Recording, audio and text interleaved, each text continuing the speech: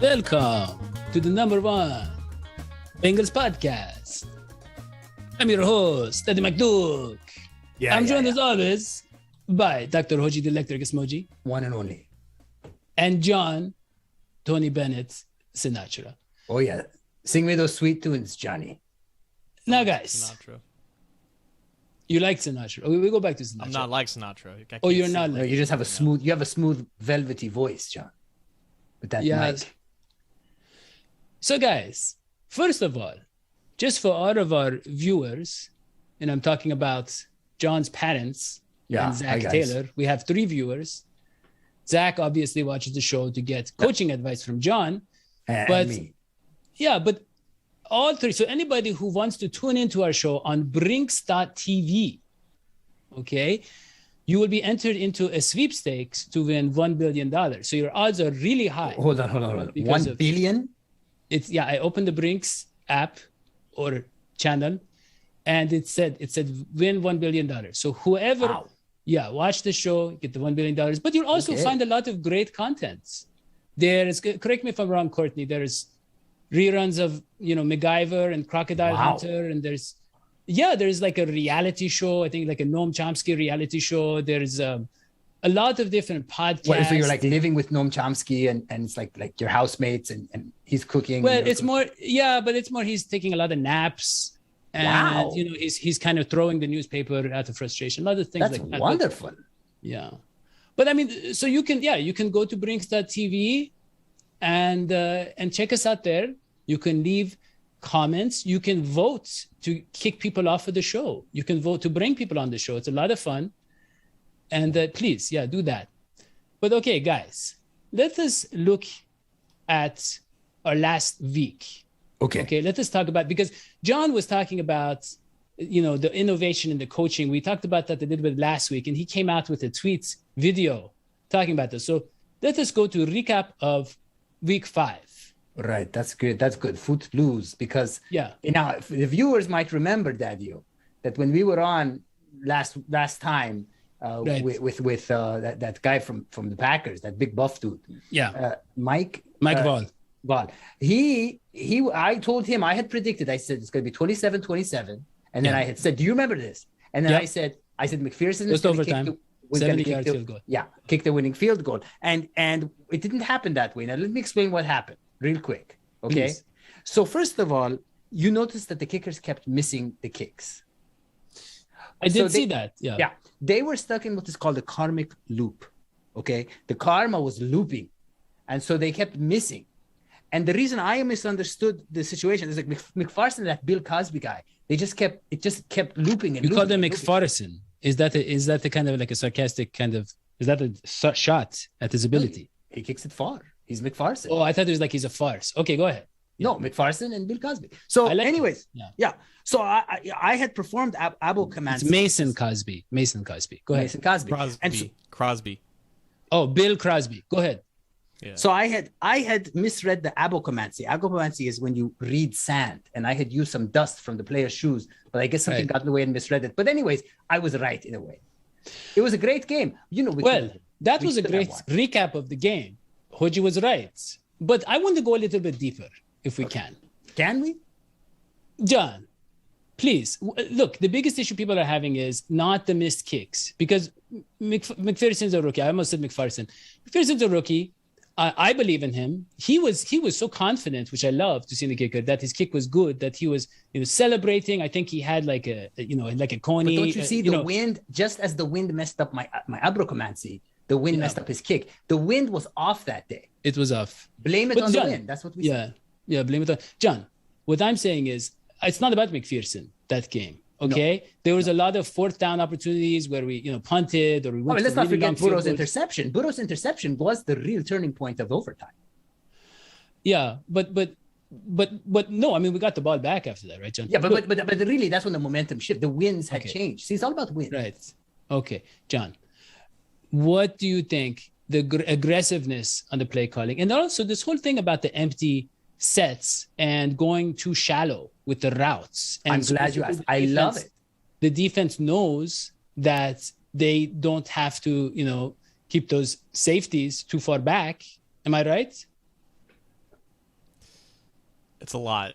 It's a lot of things that go into this, and I think it's very lazy to boil it down to just one or two things. But that works with narratives, right? It works with just talking points and conversations. Oh, Zach Taylor is way in over his head. He doesn't know what he's doing, or it's on Burrow and his interceptions. That's the first time in the modern NFL history that 5 potential game-winning field goals were missed. And both teams kind of played it very similar into how they got into those situations, and neither team wanted to win. I am completely anti-tie, but it seemed like both of these teams deserved it with the way that they managed this game towards the end. It's a shame, though, because I feel like for 3.5 quarters, I think Zach Taylor called a fine game. I think a lot. Well, let us go to Zach Gets Flack, Courtney. Sorry. Can we go to Zach Gets Flack since we're talking about that? Go ahead, John. I think it was fine how he implemented whatever scheme and game plan he had for the most of this game. I thought there was actually a lot of creativity for what he was trying to do. A lot of the mistakes from the offense were not because of Zach Taylor. It was just plain and simple execution errors. Zach Taylor is not responsible for Joe Burrow underthrowing that deep shot to Auden Tate for an interception. He's not responsible for Burrow throwing an interception in the beginning of overtime. That should have been the end of the game because Mason Crosby has no excuse to miss that field goal inside of his own red zone. But, of course, when they get another chance and then they run the ball for like 6 out of 7 plays in that drive and they get stopped short on 3rd and short and they roll out McPherson and he should have made that kick too. So it's a lot of things that happen. And when you have a game this crazy, I just think it's really lazy to say blame the head coach. Yeah, and let me add, John, you would think Cosby would be more careful after all he's been through. But I just wanted to say that what I did like about Zach, and I think we should cut Zach slack, and I don't think we should be giving Zach flack, is that he went for it. If you noticed, we were going for it on 4th, and there were times when I was like, "Oh my gosh, we're going to lose," and they were converting on 4th. That was really interesting. Yeah. I liked it, and they were more creative. And by the way, the star again is the Bengals defense, because if these two teams were neck and neck, it was the defense that was keeping them neck and neck. Well, let us talk about that for a second, John, because Chidobe Awuzie, he said, look, what did he say? I'm an animal. He's an animal. We're all animals. I don't know if it was like a kind of... That's philosophy. You can't philosophy, biology. I don't know if he was talking about the football or not. But my question is this. He gave up 200 yards, but he had a good PFF rating. So, well, he didn't give up the 200. The team obviously gave up 200. But so, we're not going to have Trey Waynes anytime soon. What about Devontae Adams going off makes you concerned, or are you concerned? Is it just one of those things? Because a lot of those were just, I think it was a couple of really deep plays, and one, he kind of snuck through the defense. Yeah, go ahead. You enter this week and you have Aaron Rodgers and Devontae Adams on the opposite side. We have two guests who are really fluent with the Lions, and they can tell you right off the bat that those guys are just dangerous. It doesn't matter who you have lining up against them. Those guys are going to pop off. They're going to produce. I think Awuzie played fine regardless of what Adams' box score looks like. We were talking about this game having to be a shootout because no matter how good the Bengals defense is, the Packers will find ways to take the top off of you and get points on the board. And that's exactly what they did. Yeah, there's nothing you can do about the There's nothing you can do about the karmic loop. They were cutting in the karmic loop. I mentioned. Well, speaking of our guests, I don't know if you guys know these. Okay. I don't even know where to start. These guests are not just guests. They're not even just the greatest guests on the football show. They are the greatest guests in the history of guesting. Yes. Visiting other people virtually, in person, dinner parties. Yeah. If you go back in history, you will not find guests. Political parties. Yeah, these guys are the get. These guys are the. If you want a top guest list, they're at the top of that list. Yeah, and because look, one of them is Jerry Ball, the Jerry Ball, who we all remember was filling up, stuffing, offensive, just this taking up a space, a huge guy who just offenses had to plan around, to get around, they had to find a map around. It was incredible. And his he literally played ball. He did literally. I'm not sure, but I think it was called like Foot before Jerry's career, and they said, "Wow, we need to dedicate something to him." Let's MVP, okay, whether let's call it football. And the other one is Jack Cavanagh, who is a savvy, brilliant analyst, a very charismatic host. So let us bring them on. Courtney, please. Jerry Ball, Jack Cavanagh of the Believe in the Lions podcast. Wow. Welcome and salutations. Hello, friends. Pleasure to be on the show. Thank you. And may I say, I love your decision in terms of facial hair. I was going to say, are you guys related? Like, what's up with that? This seems like nepotism. Yeah. This seems like nepotism. Hey, we Lions at heart. Lions at heart. It's nice to be on such a well-groomed show. Sorry about that, John. Yeah, I meant Jack and Dadio related because and as Jerry related to Hodgie. I mean, if you notice the co-host thing at Believe, I mean the requirements, the contracts to make you sign are crazy. One host needs a mustache, one host needs a beard. It's crazy. It is crazy. But look, guys, let us talk about the Detroit Lions. That's what we want to talk about. Lions versus Tigers. It's going to be Hawkinson's team. They are known as TJ Hawkinson's team. The Lions, they made a trade. They got Jared Goff, and they let Matt Stafford go. It was a decision that they made. They got draft capital. They take on Jared Goff's contract. But come on, they are not. Let's be clear. They're not giving up. Jared Goff, number 1 overall pick. NFC champion. The guy, if he's in the right system, he does well. Lions, as Jack was telling me, are not as bad as their record would reflect. They have lost very close ones. So I want to hear why we should be afraid of the Lions. Yeah, tell us about that. You can go first, Jerry. Okay, well, first of all, the Lions is the king of the jungle. Remember that title. Woo! That's the first. Okay. Secondly, because the Lions have played really some competitive teams, they actually lost in a similar fashion as you guys lost this past week with field goals. Now, the only thing different is that we don't have the win to contend with in Detroit that they do in Cincinnati when you're kicking field goals. So we looked at if the Lions are put in the right situations, we look to walk away with a win. So at the end of the day, we're looking for Swift, Jarrett, and the defensive line and secondary to hold up their ends. Yeah. When you've got a star like TJ Hawkinson catching passes over the middle, granted, he only had 3 targets last week, only 22 yards, but that's okay. He is a threat at any time. And the Bengals linebackers have never faced a tight end like TJ Hawkinson. And DeAndre Swift, he's looked pretty good too. He can take advantage of that defense just like Aaron Jones did, just like Dalvin Cook did, just like Najee Harris did. It's going to be fun. Well, Jack, could you please tell me why they've never faced? Because look, they faced, I don't know, the Gronky. They faced some good tight ends. They faced Kelsey 2 years ago. They faced Kelsey. What makes TJ? Years ago. Does anybody, first of all, with TJ, because I had, John told me about him, you told me about him. I hadn't heard about him before. I want to first of all know, does anybody know what his initials are for? Is it like Tommy John Hawkinson? What is it? Is it Terry Jordan? I'm going to guess Theodore James, but I have not a clue. So that is a sign that someone is not a star yet. So I'm not, when you don't know his actual name. But I will say this. Okay. Whatchamacall him. What is it about him that you think, why is it his team now?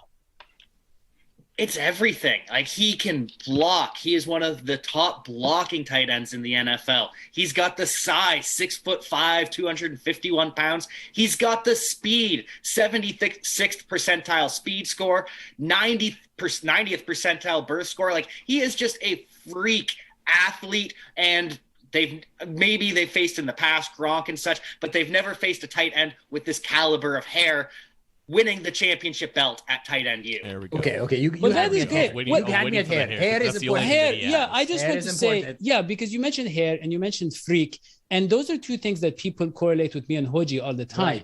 Right. We have been called freaks. Yeah. I didn't know that makes you a good football player. So that is new to me. I had a hairy chest when I was only 5 years old.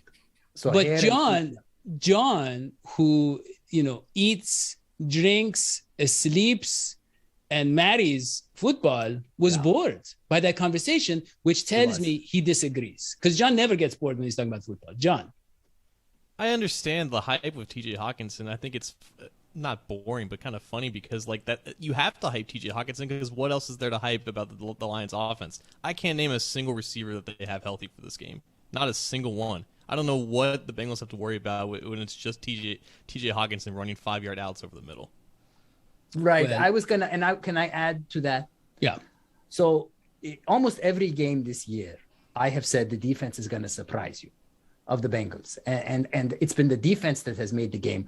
I'm going to shift, and I'm going to say what you're going to see against the Detroit Lions is the redemption of Joe Burrow, and the reason is because I don't think we've played a team this year with a worse pass rush than the Detroit Lions.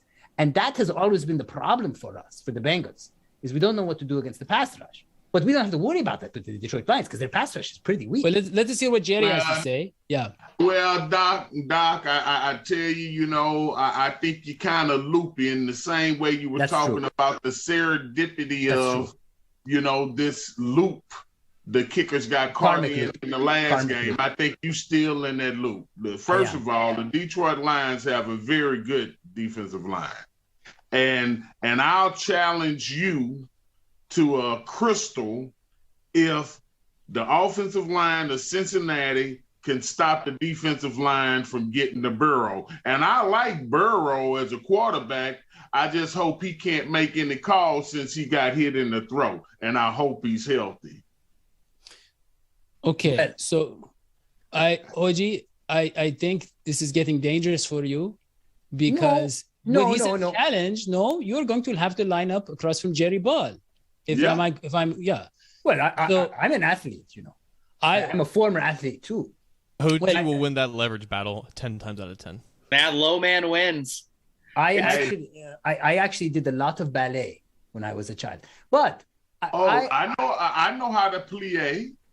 Well, so okay, so you're going toe for toe. Who you're messing with. You're toe for toe. Hodgie. Okay. You don't want this. You don't want this. So Jerry Bott, what we do on this show to settle such disagreements is we go to John.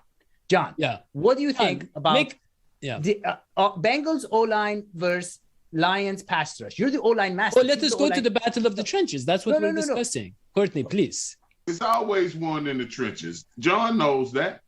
Mm-hmm. And I'm interested to hear what John thinks because I think the Lions' defensive line is severely underrated, like Jerry's saying. I give him a C+, C-. John.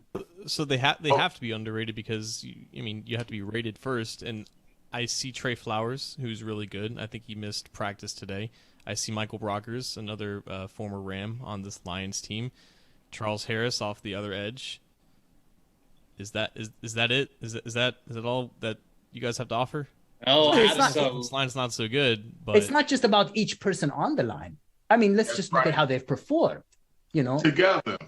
Mm-hmm. And it hasn't been great. Charles Harris, a sack in 4 straight games. Trey Flowers, he comes back after missing 3 games. He gets a sack in his first game back. And you got the big man, the big nose tackle up the middle, Aleem McNeil. He is looking good. He's starting to provide juice at the middle. 3rd-round pick. That's why you don't know about him. You're sleeping on these recent draft picks by the Lions. Aleem McNeil, Levi Onwuzurike had about 4 tackles last week. Like, these aren't household names yet, but they are young and they are ferocious. Well, and people have been sleeping on the Lions draft for the last 10 years now. But that was Bob Quinn. He didn't matter.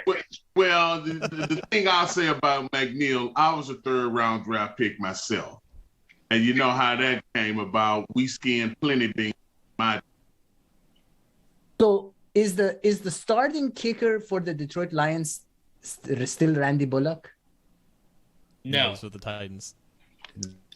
Let me ask John something. So I don't know if Jerry and Jack know, but the Bengals offensive line has made a lot of improvement, especially in pass protection. We have a very good tackle, Jonah Williams. We have a pretty good left guard, Quinton Spain.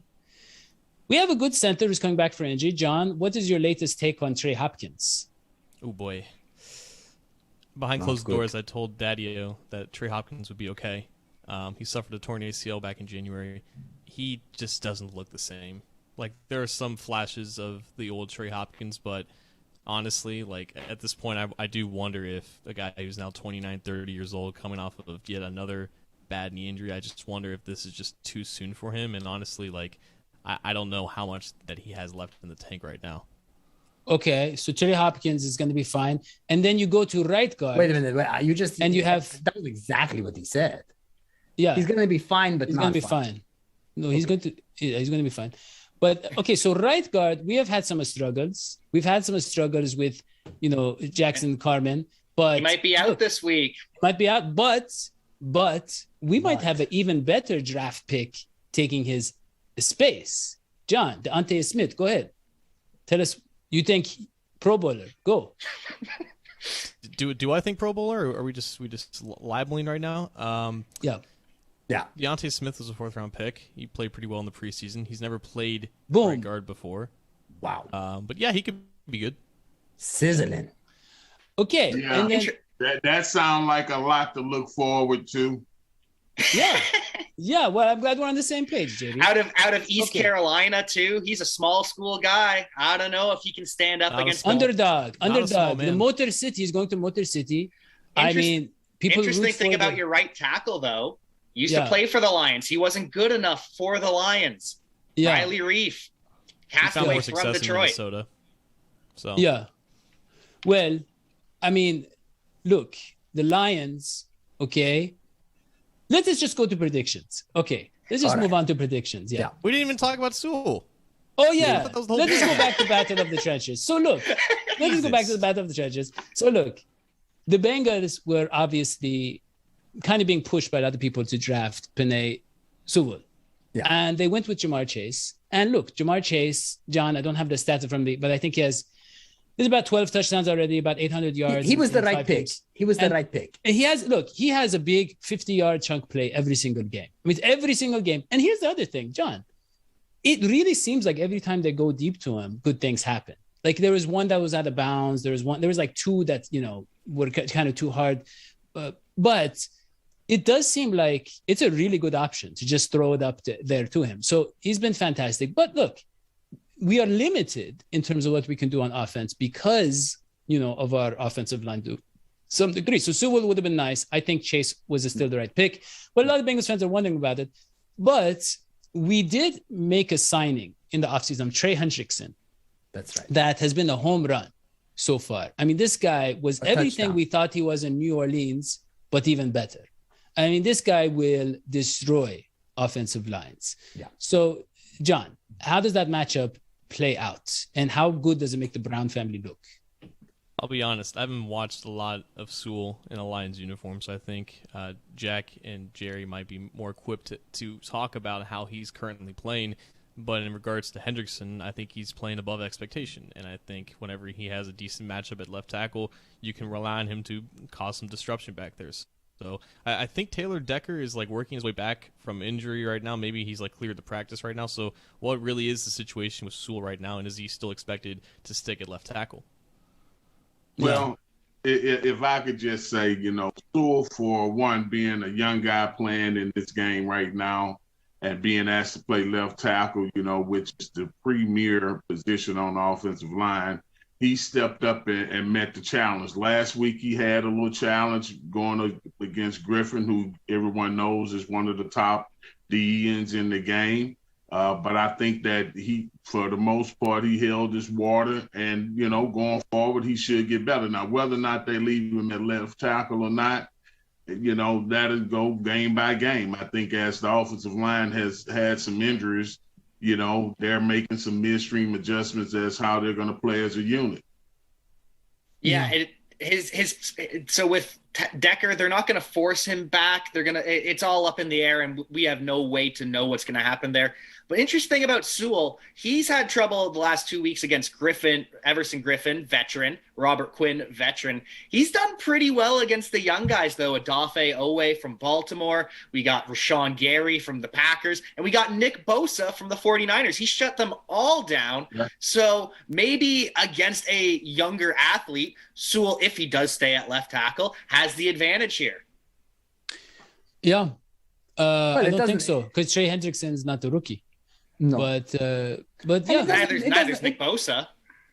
Yeah. No, it's not going to really matter because what's going to happen is you're going to see Jamar Chase go really deep this game against Detroit, and you're going to see a lot of deep balls. And I think you're going to see Jamar Chase like you've never seen him before, and that's a lot considering that he's looked amazing so far. Yeah, I think this is going to. Let us get your prediction. Yeah, I think so. First of all, hats off to Detroit. I drive an electric vehicle, and as you know, you guys, Detroit is going all electric, and that's great in their car manufacturing. I respect you. I respect your city, but I believe that they're going to lose badly. I think they're only going to score 7 points, and the Bengals will score 42. And I think that it's going to be Jamar Chase's a big game. I think this is the game that all the highlights are going to come out. You're going to see Jamar Chase going crazy, nuts, and Joe Burrow and Jamar Chase. This is going to be the game. Yeah. Did you give us a score used for the Bengals, you said? I did. 42. 42-7, Bengals. Yeah. Okay. Well, great. So it's the Jamar Chase game. And John, go ahead. I'll say it's the T. Higgins game. I think we've had a Tyler Boyd game. We've had a Jamar Chase game. We've even had a CJ Zoma game. I think T. Higgins is fully back. I think he's going to have a really good game. I think the Bengals offense is going to break 30. It's just a matter of how many points the Lions put up as well. I'm going to say like 34-23 Bengals. Yeah. Okay. And Jack, we'll save Jerry the best for last. Jack, please.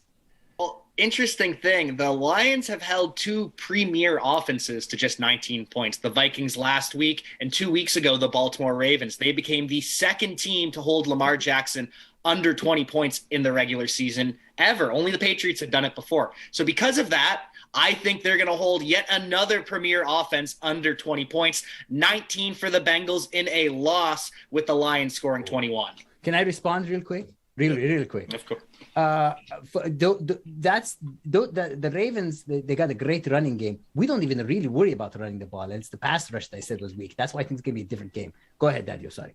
Yeah, also, Mr. the Jerry Bengals Ball. are not a premier offense. Yeah. So, that doesn't really they have a Mr. Jerry Ball.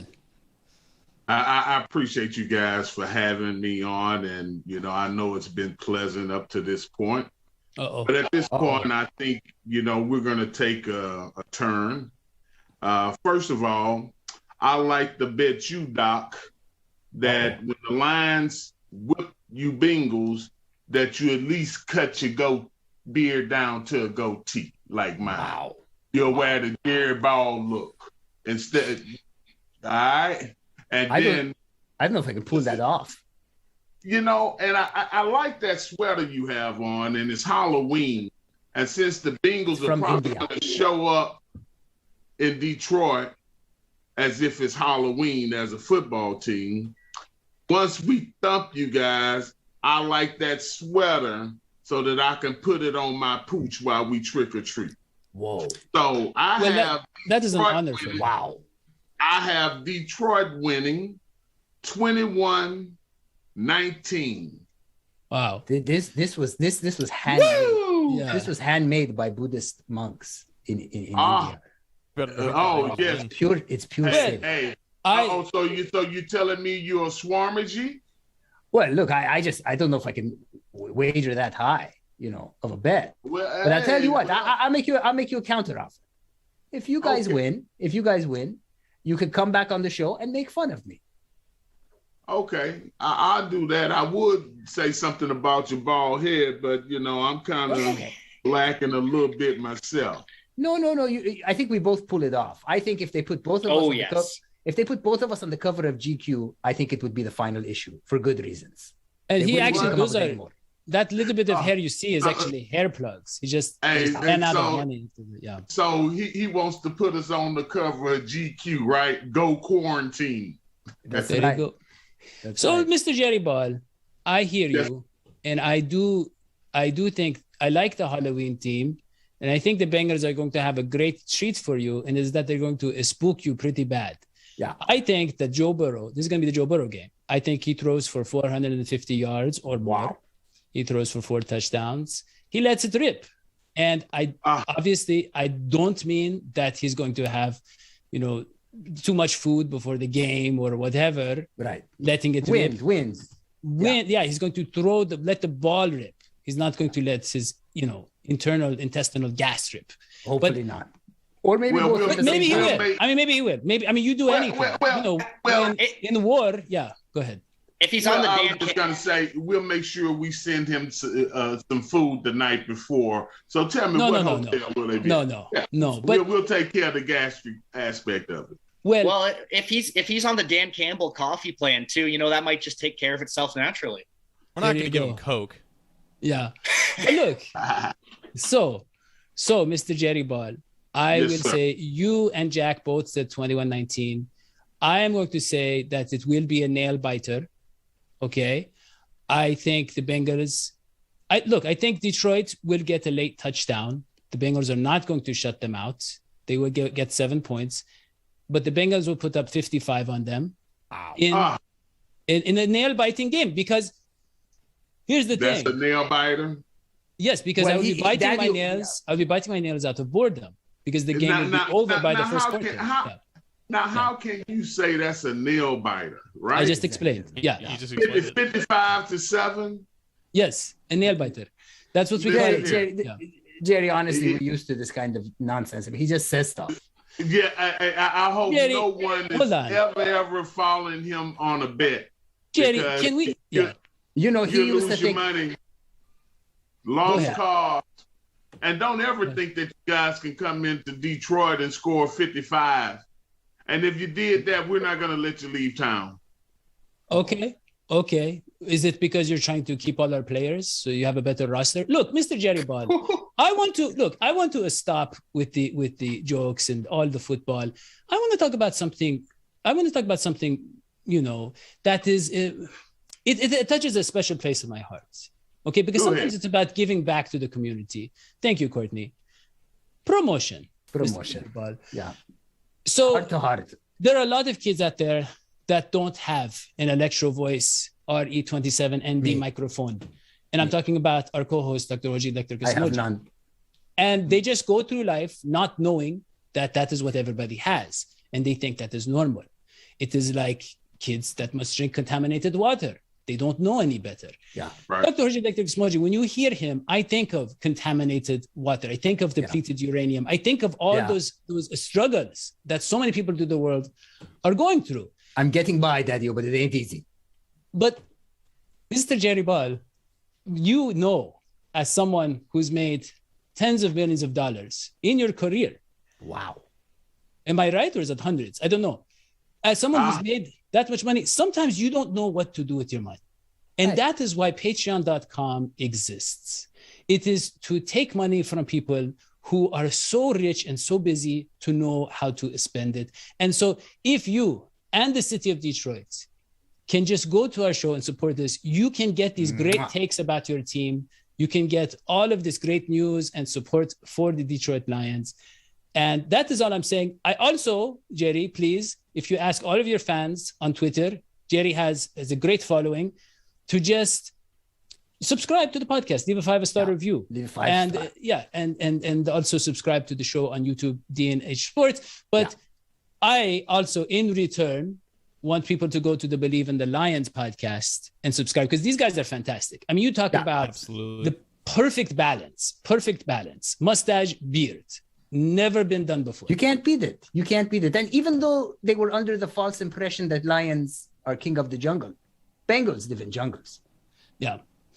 Bengals live in jungles, but they're not as into the accolades. So they're not as pretentious. As I'm sure a bear can beat a lion too. Well, why is the list then? It's lions, tigers, bears. Oh my. Now, lions. It keeps getting worse. So lions are the weakest. Then it's tigers and then bears. That's why we lost to the Bears this year. That's true. Wait, to tell you the truth, Doc Beard kind of looks like a lion's mane. Maybe he's a hidden lion. Honestly, if you paid me enough, I would come to your show, because this man doesn't pay me. It's probably because he's too cheap to change that sweater. You are a quick. Well, that's not a sweater. This was silver. Jerry Ball, you are a quick judge of character. He learned that you were cheap in the course of one show. It took me 10 years of being this guy's friend before I realized how cheap. 10 years? Yeah.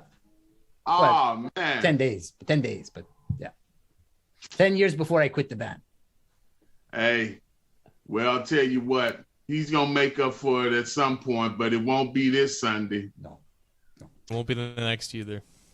Okay. Well, I mean, just so you know, I paid $8 for this jersey. Just so you know, it's an AJ Green jersey, and just fresh off the presses. Just got his. Yeah. Well, you probably got it free since AJ's left you guys, right? Is that why you're wearing it? It was $8. It's last year's news. Most of the things he wears are out of the, Isn't that last year's news? It's called the Calvin Johnson discount. Yeah. So let's go get Icky Woods then. If you're into expired food, you should see Dadio's fridge.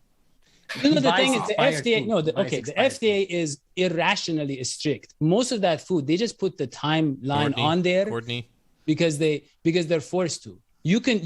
A lot of times, I asked someone. So I went to buy some goldfish crackers from a wholesale, and they said no, and they were 6 months past due. And I said, wait, can I eat these? Can I feed these to my children?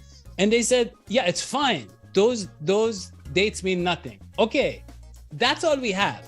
For Dr. Hodgie Electric Smoji and John Sheeran and Jack Cavanagh and the great Gary Ball. I'm Daddy McDoug. We'll see you next time. So long. It's sweet. Bye.